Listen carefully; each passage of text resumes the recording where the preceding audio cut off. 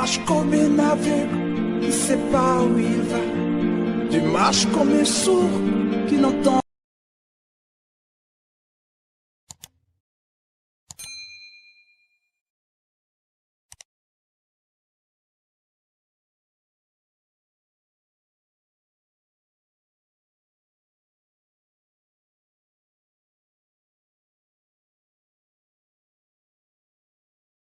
Mais c'est un feu rempli d'énergie. C'est pourquoi dans Actes des Apôtres chapitre 1, le verset 8, Jésus a qualifié le Saint-Esprit comme étant une puissance. Il dit aux disciples, ne vous éloignez pas de Jérusalem, parce que vous devez y être, afin que ce qui a été promis par mon Père descende sur vous, c'est-à-dire la puissance descend sur vous. Et la puissance veut dire énergie. Ne sois pas des gens embrouillés. Lorsque tu entends le mot partage d'énergie, que cela t'amène déjà à penser au satanisme, à l'occultisme. Non. Dans l'occultisme, il y a aussi transfert de ces énergies, oui. C'est ce que nous on appelle transfert de puissance, oui. Parce que lorsque nous nous réunissons, chacun de nous a une puissance qu'il libère dans l'assemblée des saints. Et ta puissance que tu libères communique quelque chose à celui qui est à côté de toi ou au reste des frères et des sœurs avec qui nous nous réunissons. Alors, c'est l'ensemble de ces partages, de ces énergies que nous communiquons aux autres, de ces connaissances que nous partageons, des révélations que nous exposons, des prophéties que nous communiquons et de la doctrine que nous présentons, que dépendent ce que nous appelons l'édification des saints. Tu es édifié. Ta foi est fortifiée. C'est pourquoi désirons croître dans la connaissance. Parce que révélation, connaissance, prophétie et doctrine nous ramènent à une seule chose que nous appelons couramment la connaissance de Dieu ou de la parole de Dieu.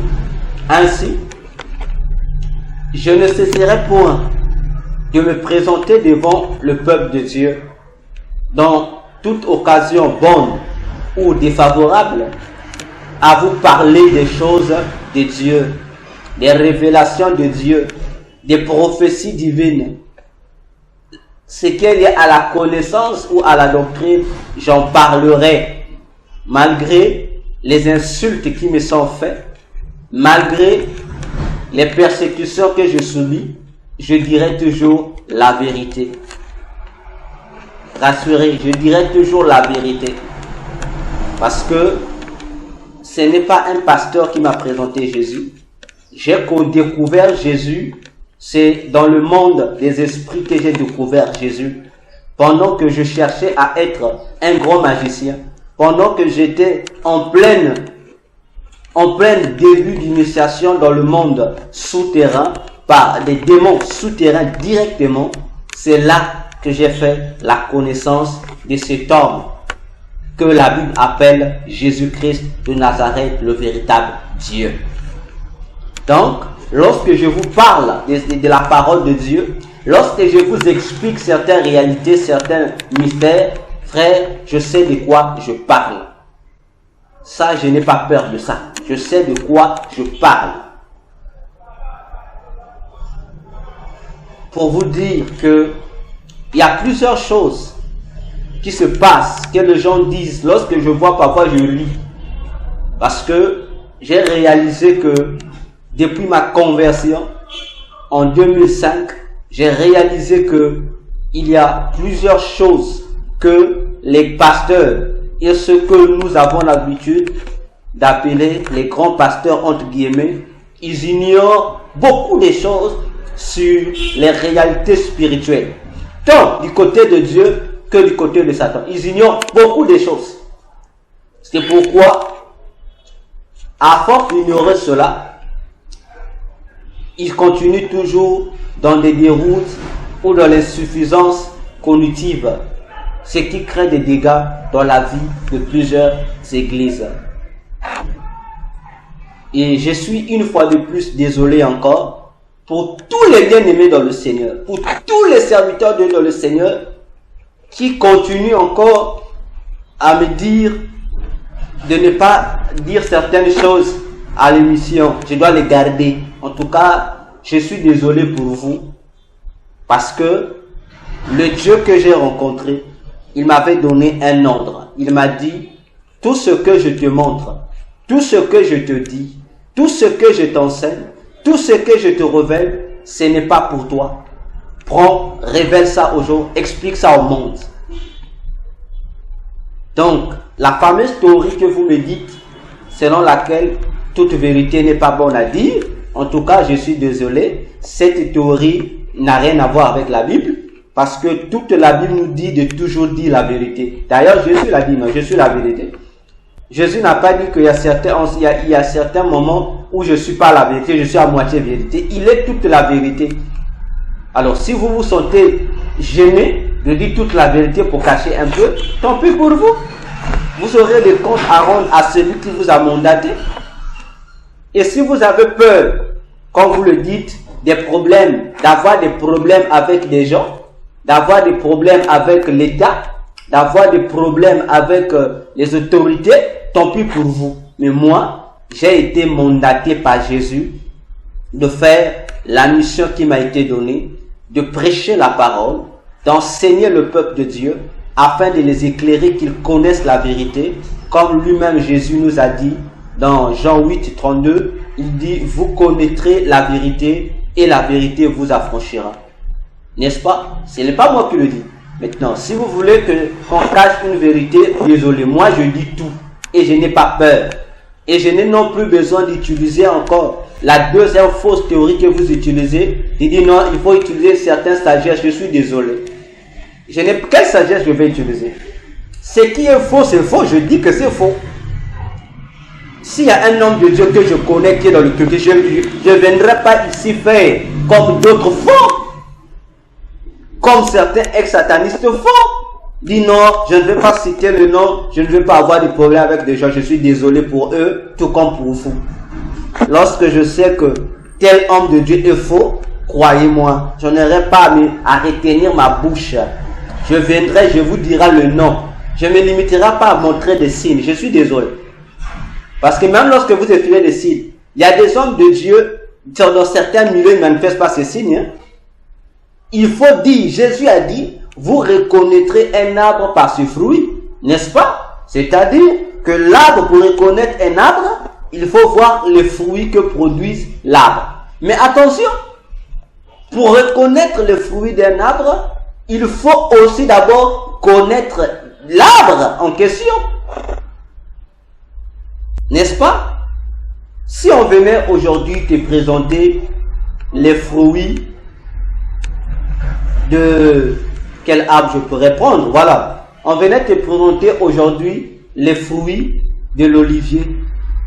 Mais depuis que tu es né, tu n'as jamais vu l'olivier. Dis-moi, tu verras le fruit.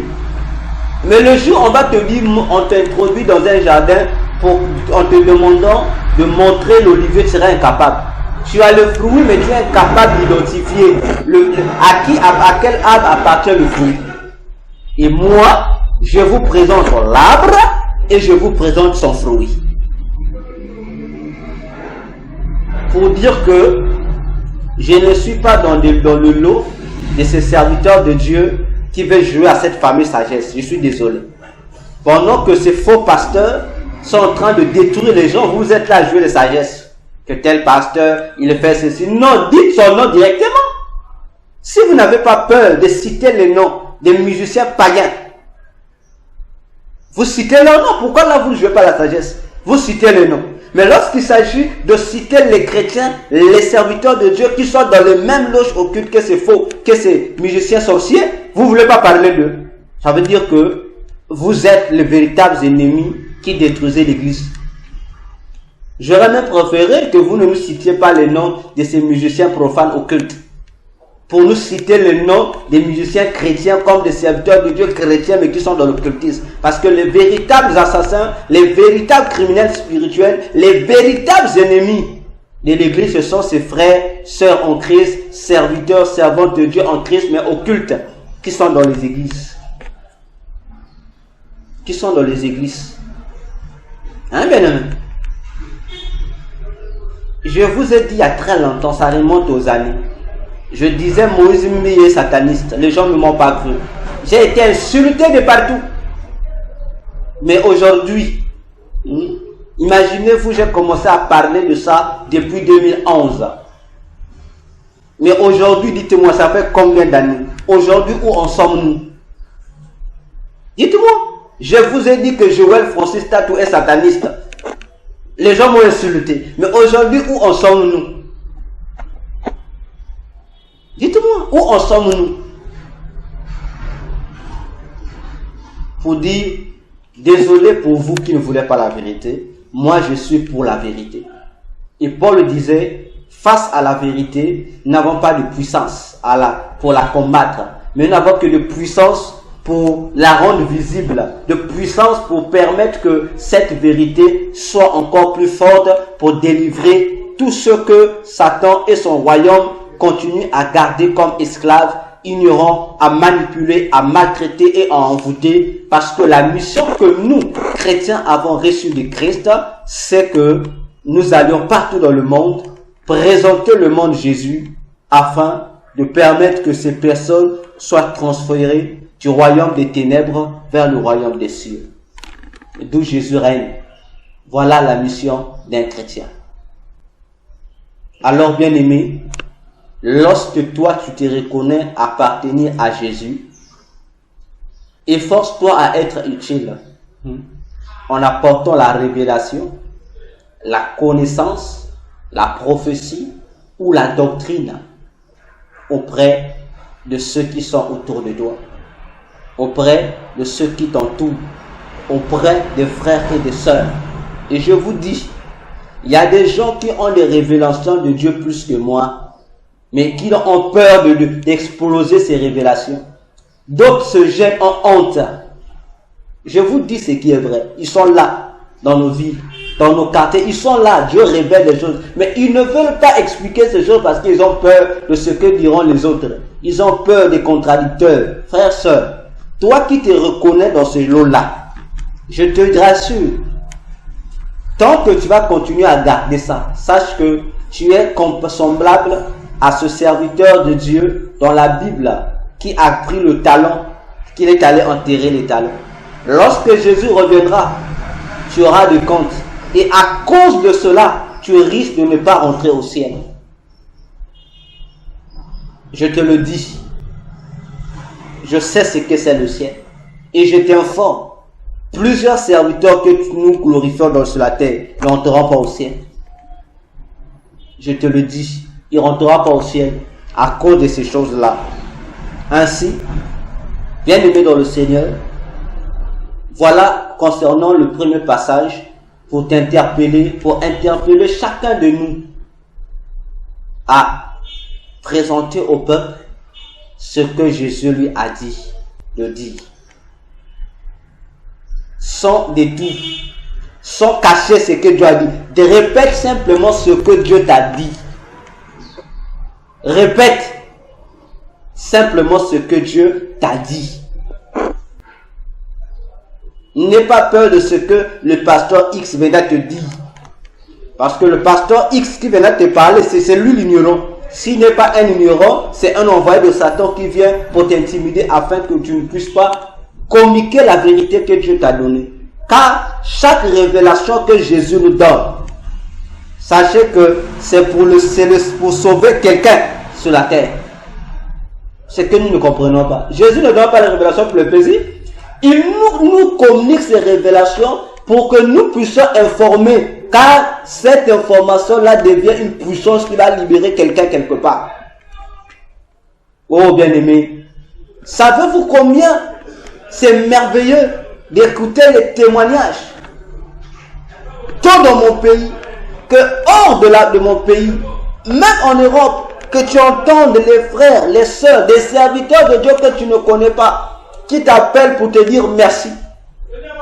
Ils te disent merci parce que ce que tu as dit, c'est ce que je subissais. Mais lorsque j'ai écouté ta prédication, ça m'a armé. Vous savez quelle joie ça produit dans le cœur du Seigneur? Vous le savez? Des grands hommes de Dieu, comme vous le dites vous-même, devant qui je suis rien, mais qui t'appelle, qui te dit, grâce à ton enseignement, voilà ce que j'ai reçu. Voilà comment j'ai reconstitué ma vie spirituelle. Voilà comment j'ai fortifié ma vie spirituelle. Alors, vous voulez que moi, le docteur Véracité KTN, que je me taise, que je tourne la page. Frère, j'ai été appelé pour ça. J'ai été appelé pour ça. Je ne fais aucun effort pour obtenir les révélations que je vous dis. Je vous dis, je ne fais aucun effort. Je dis aucun effort. Je ne monte pas sur les montagnes. Je ne fais pas de ceci. Aucun effort. Ça vient comme cela, comme Dieu le veut. Je ne fais aucun effort. Et je comprends que c'est une grâce qui m'a été faite.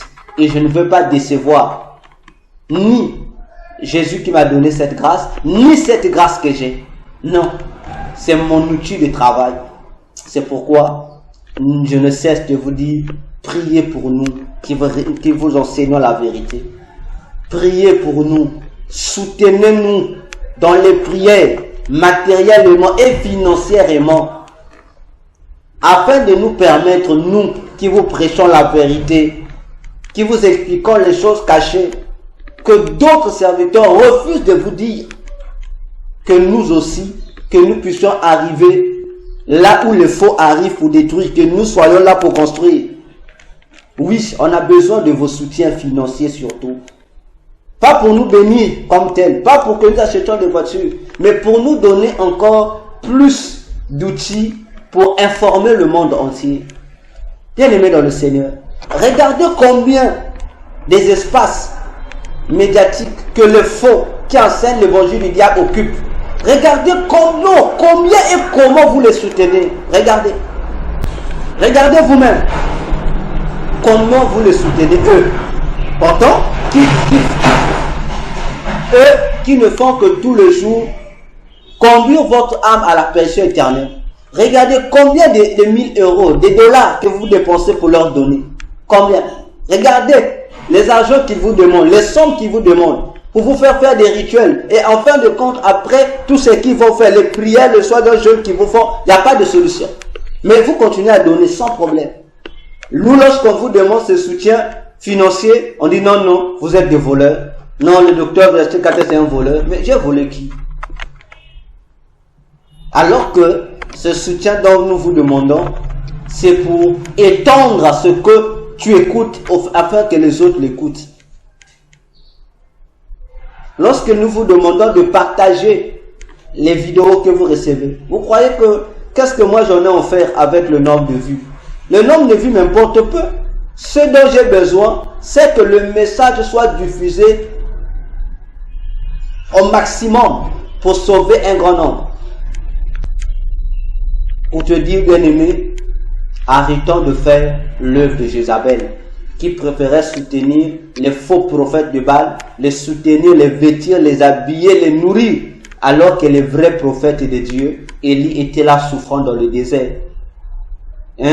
Alors qu'il y avait plus de 7000 prophètes qui étaient nourris par un simple serviteur d'Akab, Abias. Mais tandis que le roi et sa femme Jézabel préféraient glorifier, prendre soin des faux qui détruisaient la nation, qui maudissaient la nation. Mais Élie et les autres prophètes qui bénissaient la nation, qui imploraient la miséricorde de Dieu sur la nation, ils étaient négligés. Mais peu importe, soutien, pas soutien, nous n'allons pas faillir. Je ne viendrai jamais devant vous pour inventer des prophéties afin de gagner votre argent. Jamais. Je ne viendrai jamais devant vous pour vous demander des cachets, pour vous dire voilà ma facture pour telle prière, je ne ferai jamais ça. Et d'ailleurs, je ne le fais jamais. Depuis que j'ai converti jusqu'à aujourd'hui, je ne le fais jamais. Je me contente du peu que Dieu me donne, du peu que Dieu vous touche. Lorsque vous m'envoyez, je le prends. Ça me permet également de faire encore plus. Voilà, bien-aimés, soyez utiles pour le corps de Christ. La grâce que vous avez reçue, le don spirituel que tu as reçu, fais du bien pour nous aider à évoluer tous dans